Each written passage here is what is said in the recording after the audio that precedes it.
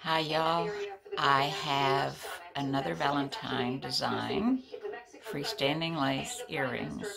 I think you're gonna like it. It's cute. Hold on a moment. Alright, so here it is. Might be a little hard to see.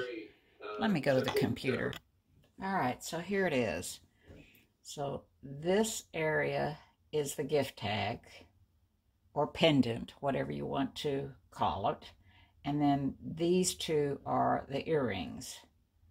So let me take this off of there so it won't look weird. Okay, so here it is. So let me let you see it stitch out a little bit here. So these letters have to overlap. And if I put it all in one color, I'm not real sure what it would do. I haven't tried that, because I wanted each letter to stand out on its own. I don't want that TV to... There we go. All right, so there's the Y. Let me speed it up a little bit. All right, this way you'll know the sequence that it's going to stitch. So you're going to have a lot of little tails on the back because of each letter stitching on its own. There's no way for me to go through without risking seeing a shadow of a travel stitch or on top or underneath, that I can think of anyway. All right, so there's the other part of the gift tag.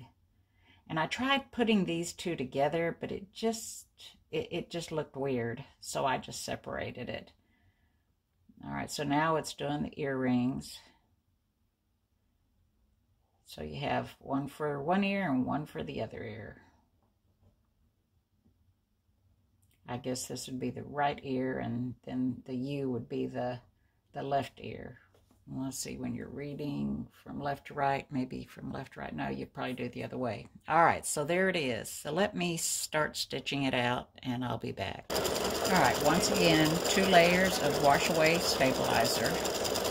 And because I'm doing 2 pieces on the top that are not the full length and width of the hoop, I went ahead and pinned it, used the T-pin method, and my shelf liner on my hoop. So I just wanted you to see a little bit of the stitch out on this to see how it's going to do.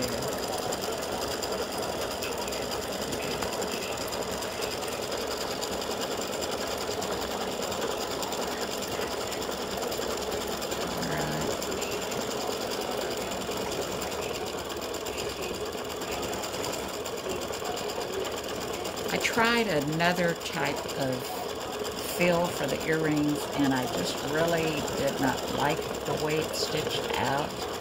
I got to play with it a little bit, but it would give it a little more openness to it. But like I said, I just didn't like the way it stitched out. Alright, so now it should be getting ready to do the satin stitching around.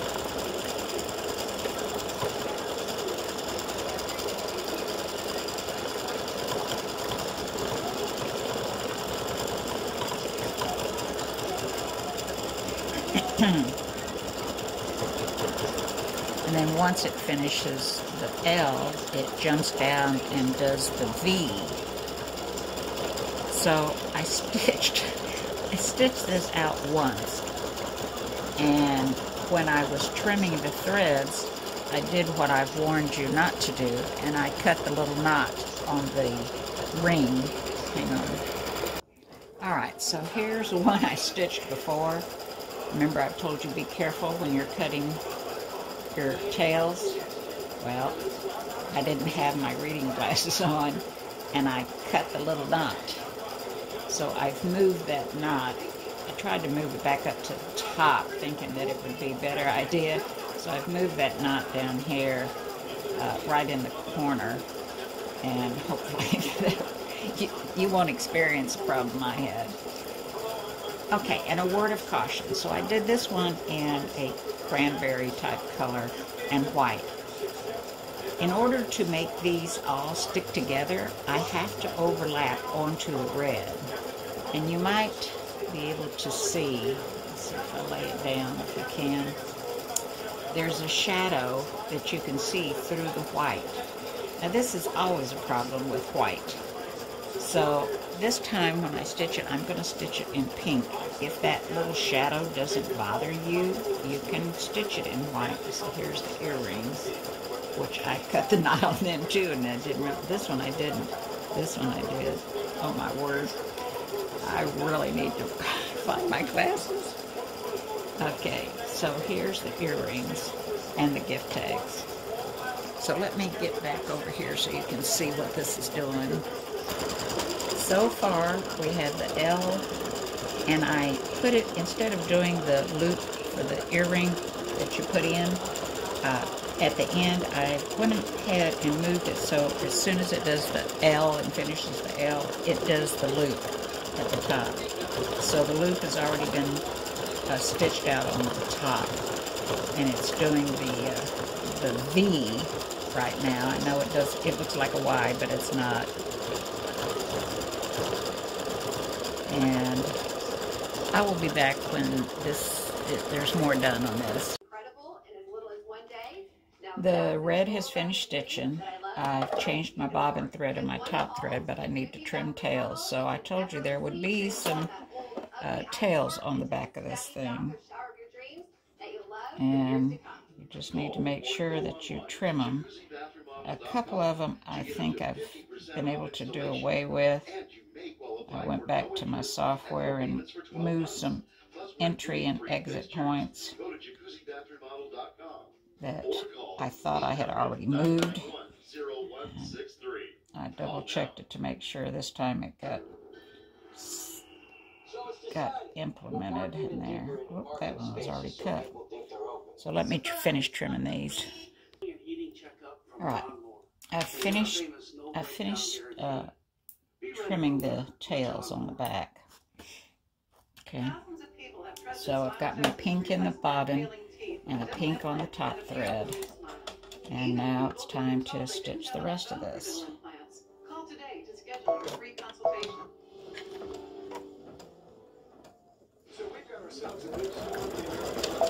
Alright, so I've got a little tail here, and gusts at 132 miles an hour near Lake Tahoe, equivalent to a Cat 4 hurricane, so strong that a baby was killed after a huge redwood toppled into a home in California. So just make sure you trim those tails, whether it's on the top or the bottom, so you don't have any little teeny tiny threads sticking out.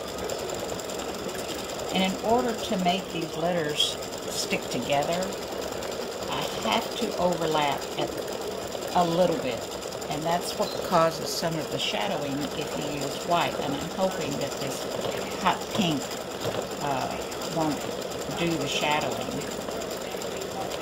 As they have dried, it's not quite as noticeable as it's dried.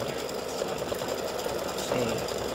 So they were pretty wet a little while ago, and hopefully you can see that. You can't see the shadowing near as much now that they've dried.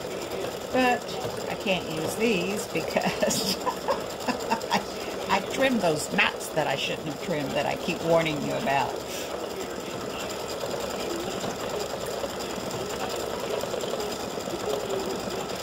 So you could use the white. I may have jumped the gun in saying, you know, don't use white because it shows through too much, but it looks fine now. Alright, so I'll be back when more of this is stitched. Alright, so here we are so far on the Love You pendant, gift bag, and earrings. It's looking good. And I'll be back whenever the whole thing's finished. Alright, we're just about done.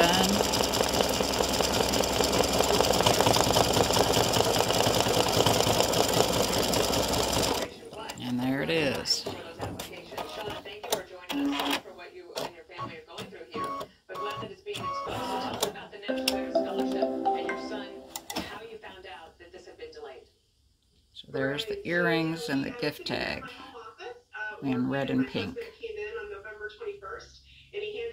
Now I have to cut it out, go rinse it out, let it dry, and put my jewelry on it, or ribbons. Alright, here are the gift tag and the earrings without the water-soluble stabilizer. I've washed it out. Now I have just gone in and changed the diameter of this little ring here to make it a little bit bigger, so it will be bigger in the file. But there it is, washed out, not quite dry. Just a little note, I take a dowel, and I can use a dowel, to make sure that those little loops are symmetrical. I put the dowel in like that, and I'm trying to take it out with one hand. Put my fingernail there, because that is tight. There we go. So it helps keep this round. If anybody has had issues with that, you could use a little dowel. I don't know how big this is. I have no idea. Let's see here.